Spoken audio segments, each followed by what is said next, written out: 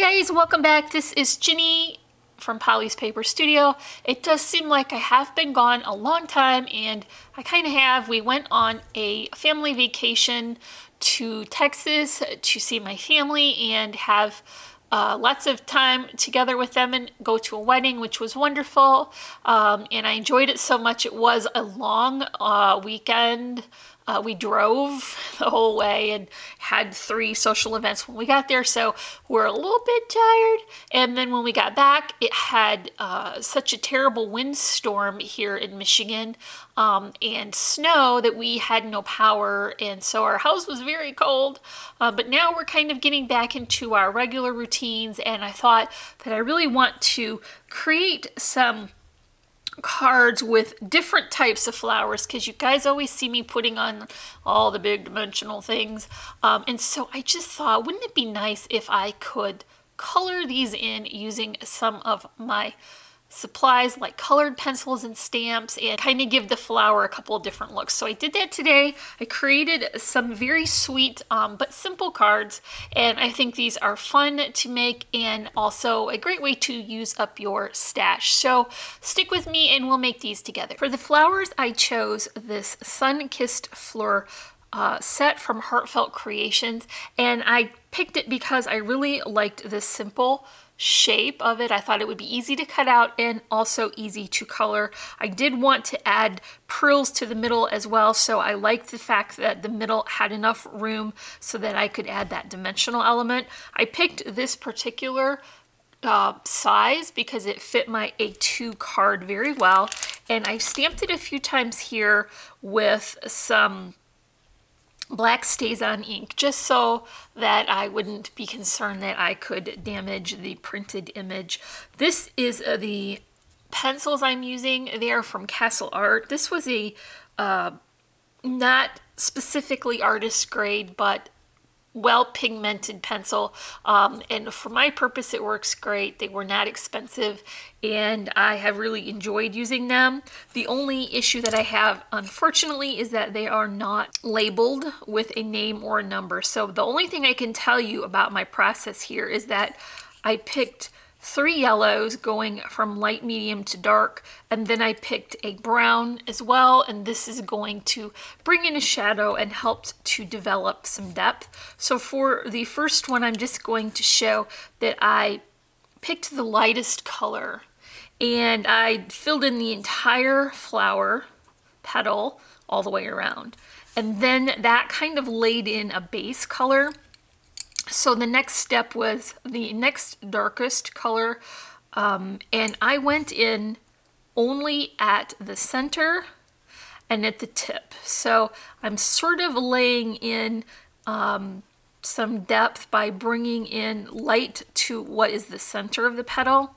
Once I had that done all the way around, this is the next darkest yellow, and that is sort of a butterscotch color. I think that really adds a lot of depth to this color scheme. So I'm picking just even less of the tip and just a little less of that petal and going in to the center, and see how much brighter now it looks in the middle of the petal, and that would be where it would be at its highest peak in a curve.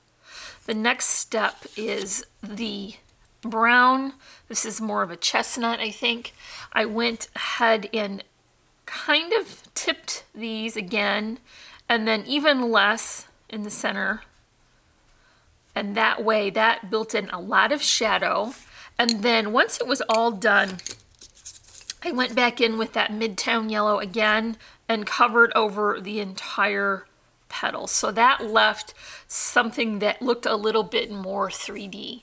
Once I had that done, I made 2 that were of the same colorway, and then I clipped them out, leaving about a 1/16 of an inch of a border. See, now I have 2 that are the same. I alternated them so that there would be more petals showing instead of stacking them one on top of each other. And then for the top layer, I pulled it up just a bit. There's some dimension here from bending it, and then I also added foam spacers to the back of only the top layer. See how that'll move? and then I put the adhesive for the pearls on. In this case, it was art glitter glue, and I filled in only around where that center point was and added prills. So use this sort of tray system, and this particular color is Gilt Trip. So I added that to the first layer of adhesive and allowed it to dry. And then I went back in with a second layer of adhesive so that I could build up the center.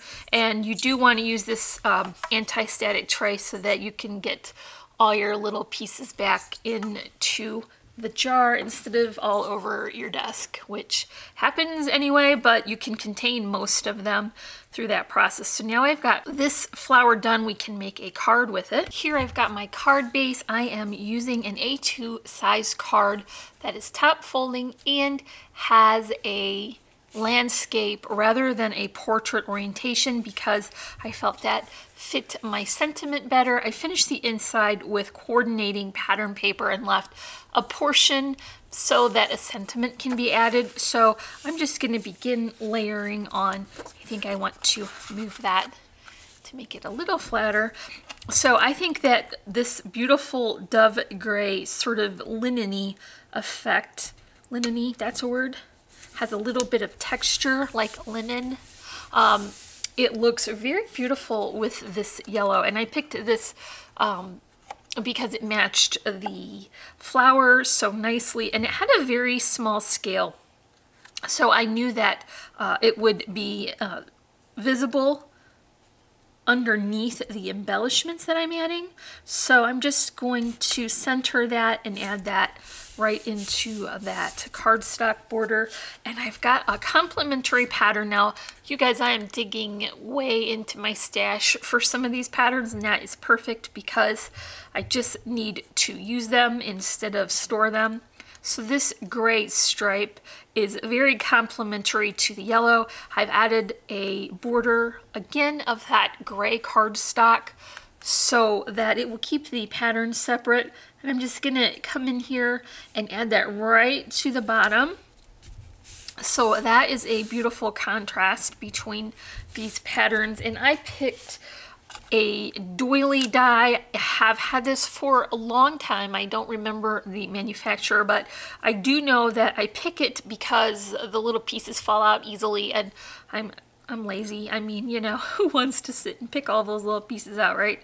So here's that doily. It's easy to get it on straight because I can just line up the scalloped die cut edge, and that is going to be a nice landing place for this foliage. And I picked this because I thought it looked pretty and natural and kind of extended the floral into more of a focal point. So I am normally like going to be picky about adding a lot of adhesives and tacking everything down, but it turns out that my sentiment is large enough that it's really going to hold it in place. So I'm going to just be happy tacking this here, and then this will secure it. So this is just a sentiment tag, and I clipped it out, added this dovetail so that it would be a little bit more interesting, and added double-sided adhesive to the back. So I'm just going to add that here, and it makes sense to be careful keeping that inside the matting so that there aren't any fragile parts sticking out, and then also make sure that you've got it even and level. So now I've got my floral started. I'm going to bring in that flower with the dimensional center, and that will top off this card. And I think that is just sweet. It isn't fussy, it's simple, but it has enough detail that it really makes it look handcrafted and nice. So those dimensional dots you can see are helping to support the petals that are sticking up. So I think this is sweet, and it could really be for just about any occasion. It's not going to fit in a standard size envelope because of that dimensional thing, but I think a padded envelope, a bubble mailer would be perfect. So here is this finished card. Now, I experimented a bit with those pencils to see if I could kind of recreate a no line watercolor effect. So I stamped this pink flower with pink ink, and then I colored it in because I didn't want that border to be so striking. I think with the yellow it looks crisp and nice, almost like a daisy would. I'm not very good at flower names, but I think that is appropriate for this flower. And then for this one, I really wanted it to look softer and more natural and less stamped. So I used the same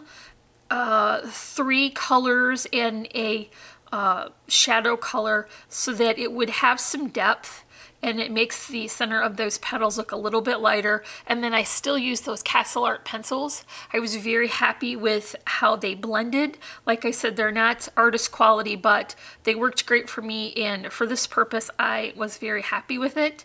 So it's the same card more or less. I just chose a pink color once again going into the scrap bin, and then this one had a smaller sentiment, and that shows a little bit more of that flourish. It worked out for this card to clip some of it off. You see how this one was longer and it kind of looped up. I clipped it off, and then I changed the orientation of it so that it wouldn't continue looping that way, because I wanted it to circle that oval frame just a little bit more. So I think I will be stamping a lot of flowers and using them as busy work while we watch programs or in the evening when it's quiet time. I think that coloring for me is very therapeutic, so especially if it's easy and I don't have to think a lot about combining all the colors. It was 3 colors and a shadow, and it worked perfectly. So this is my Use Your Scraps project for this week. If you enjoyed it, won't you please give me a thumbs up and leave me a comment. If you're not already, I would love for you to subscribe. You'll find links to all our social media sites in the description below.